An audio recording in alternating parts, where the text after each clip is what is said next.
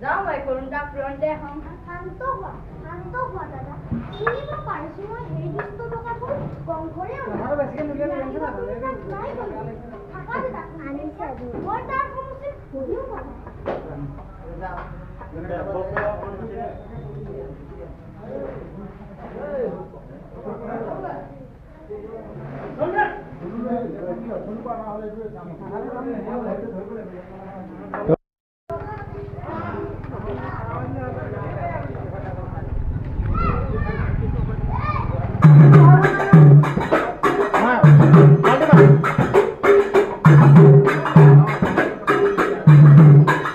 मारी बेटा